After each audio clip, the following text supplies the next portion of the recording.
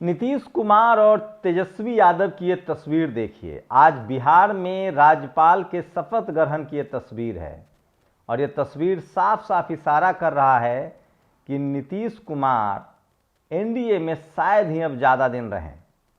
क्या है नीतीश कुमार की प्लानिंग, क्या चल रहा है उनके दिमाग में, वो इस पर चुप्पी नहीं तोड़ रहे हैं।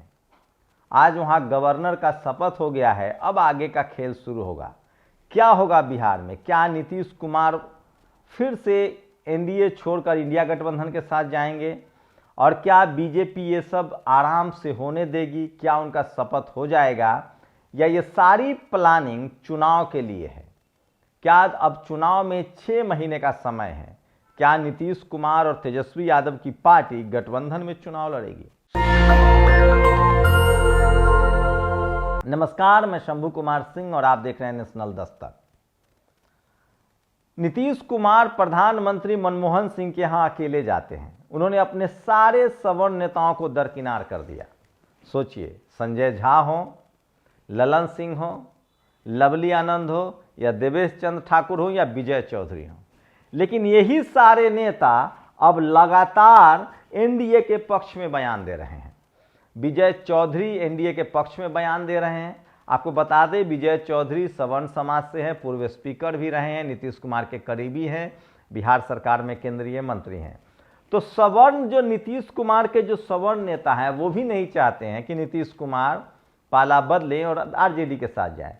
ललन सिंह ने भी अब बयान दे दिया है, लेकिन नीतीश कुमार की लगातार चुप्पी है और तेजस्वी से जिस आत्मीयता से वो मिले हैं, ये सब कुछ कहानी बयां कर रहा है। 3-4 इशारे ऐसे हैं जो नीतीश कुमार की बातों को समझने के लिए काफी है। पहला इशारा उनका 19 और 20 तारीख को सरकारी कार्यक्रम इन्वेस्टमेंट का प्लान था, बड़ा प्रोग्राम था। नीतीश कुमार नहीं गए और कहा कि मैं बीमार हूं। दूसरा इशारा, वो बिहार में यात्रा निकाल रहे थे।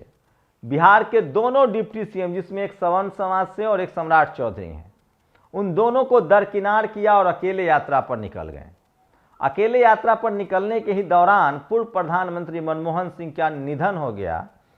वहीं बिहार में कुणाल किशोर पूर्व आईएएस का भी निधन हुआ, लेकिन नीतीश कुमार नहीं रुके और दिल्ली आ गए।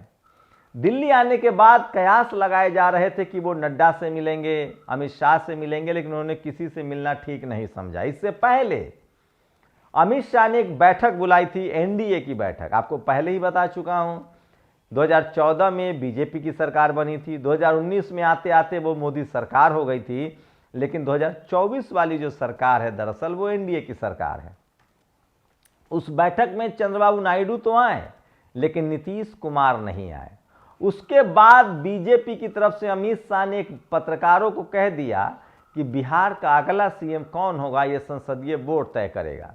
इसके बाद बिहार में बीजेपी के अध्यक्ष ने भी कहा कि अगला सीएम कौन होगा ये संसदीय बोर्ड तय करेगा, और वहीं से नीतीश कुमार को लग गया कि उनके साथ कहीं खेल ना हो जाए, और वहीं से नीतीश कुमार ने अपनी सारी प्लानिंग शुरू कर दी। सबसे पहले उन्होंने सत्ता की बागडोर अपने हाथ में ली, ब्यूरोक्रेसी को टाइट किया और एक साथ 62 आईपीएस का तबादला कर दिया। उसके बाद वो दिल्ली आते हैं। दिल्ली में वो मनमोहन सिंह के घर अकेले जाते हैं। उनके जितने सिपहलसार हैं, करीबी नेता है, खासकर जो सवर्ण समाज से हैं, वो किसी को अपने साथ नहीं ले जाते हैं। सूत्र ये भी बता रहे हैं कि मनमोहन सिंह के घर पर राहुल की टीम और प्रियंका की टीम से खुलकर बातचीत हुई है। क्या पता फोन पर भी बात हुई होगी, कोई ना कोई तो होगा। सवाल है कि नीतीश कुमार के साथ साय की तरह रहने वाले ललन सिंह या संजय झा या देवेश चंद्र ठाकुर या लवली आनंद को वो लोग क्यों नहीं ले गए? क्या बातचीत हुई है? उसके बाद नीतीश कुमार बिहार लौटते हैं। बिहार लौटने के साथ ही वो आरिफ मोहम्मद खान से मुलाकात करते हैं। इसी बीच बीजेपी ने बिहार का गवर्नर बदल दिया। बीजेपी की क्या कोशिश हो सकती है वो भी बताऊंगा। उसके बाद बीजेपी ने बिहार का गवर्नर बदल दिया। उसके बाद शुरुआत में आरजेडी के नेताओं का बयान आया कि उनके लिए दरवाजे खुले हैं, अगर वो आते हैं तो उनका स्वागत है। अब तक कांग्रेस की तरफ से चुप्पी थी। कांग्रेस भी एक बड़ा घटक दल है। अब जाकर कांग्रेस के विधायक दल के नेता का बयान आया है कि अगर नीतीश कुमार हमारे साथ आते हैं तो ये अच्छी बात होगी। इसका मतलब है कि सब कुछ अब तय माना जा रहा है, बस देखा जा रहा है, नाप तौला जा रहा है। आज आरिफ मोहम्मद खान ने शपथ ले ली है। क्या बीजेपी की कोशिश है कि नीतीश कुमार को 20 मझधार में फंसा दिया जाए? बीजेपी को पता है कि जब तक बीच में नीतीश कुमार हैं उसकी अपनी सरकार का सपना पूरा नहीं होगा। ये बात आरजेडी को भी पता है कि नीतीश कुमार के साथ गठबंधन में तो सरकार बना सकते हैं, लेकिन अकेले आर पार की लड़ाई बीजेपी से नहीं हो सकती है जब तक नीतीश कुमार बीच में हो।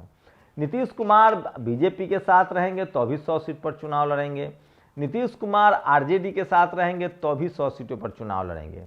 नीतीश कुमार को तभी आप खत्म कर सकते हैं बिहार की राजनीति में जब उनको मुख्यमंत्री पद से हटा दें। तो क्या बीजेपी की कोशिश है कि नीतीश कुमार को मुख्यमंत्री पद से पहले हटाया जाए? दरअसल चुनाव में बहुत कम समय है, 6 महीने का समय बचा है।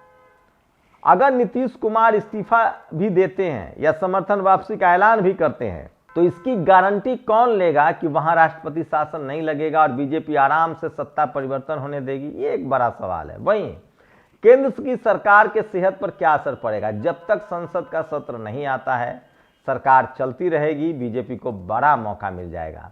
ये सारा खेल नीतीश कुमार समझ रहे हैं, भांप रहे हैं, इसलिए उनकी बड़ी रणनीति है कि जितना जल्दी हो सके चुनाव को नजदीक आने दिया जाए और तब जाकर वो कोई बड़ा फैसला करेंगे। मैं फिर कह रहा हूं, नीतीश कुमार राजनीति के मंझे हुए खिलाड़ी हैं और उनको चित भी पता है और पट भी पता है। उनको पता है कि किस कदम से क्या होगा। वहीं इसी बीच लालू यादव का बयान बहुत महत्वपूर्ण है। इसका मतलब है कि नीतीश कुमार मन बना चुके हैं और लालू यादव की अगर सहमति रही, क्योंकि आरजेडी सबसे बड़ी पार्टी है बिहार में, अगर विधायकों के लिहाज से देखें तो सबसे ज्यादा उनके पास विधायक है। ऐसे में राष्ट्रपति शासन तभी लग सकता है जब आरजेडी सरकार बनाने की कोशिश न करे। बीजेपी के पास एक बहाना रहेगा कि हम सबसे बड़े दल को न्योता देंगे। ऐसे में आरजेडी से अगर कमिटमेंट मिल जाता है कि आप मुख्यमंत्री हमारे होंगे, तब नीतीश कुमार इस्तीफा दे सकते हैं और ऐसे में आरजेडी को न्योता देना पड़ेगा गवर्नर को और तब मुख्यमंत्री दोबारा फिर से बिहार में नीतीश कुमार बन जाएंगे। इसलिए नीतीश कुमार पूरी तरह से सुरक्षित एश्योरेंस चाहते हैं, वो पूरी तरह से आश्वस्ति चाहते हैं कि हमें आरजेडी की तरफ से आश्वस्त हों।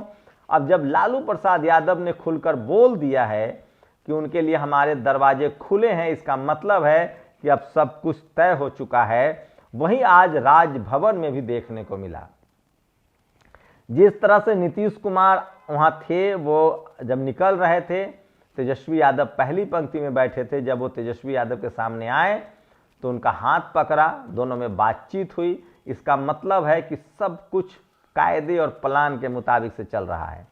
तो हो सकता है कि नीतीश कुमार इस बार बड़ा गेम चेंजर साबित हो। आपको बता दें कि नीतीश कुमार ने ही इंडिया गठबंधन की नींव डाली थी और अगर आज नीतीश कुमार एनडीए के बदले इंडिया गठबंधन में होते और शुरुआती गलती न होती, उनको कन्वेनर या प्रधानमंत्री का उम्मीदवार घोषित कर दिया जाता, तो बीजेपी जिसके पास मात्र 241 सीटें हैं, बिहार में 20 सीटें और घट जाती तो 220 का आंकड़ा बनता और ऐसे में इंडिया गठबंधन की सरकार भी बन सकती थी।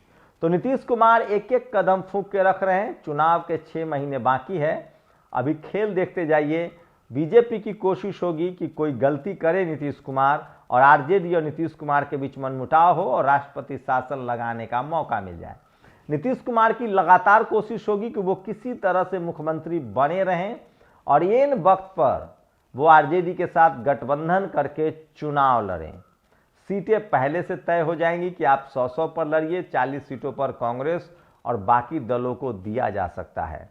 ये बात तो तय है कि आरजेडी चाहती है कि नीतीश के साथ लड़ेंगे तो मुख्यमंत्री हम नहीं बन पाएंगे, मुख्यमंत्री तो नीतीश को ही बनना पड़ेगा। लेकिन एक रास्ता और भी है।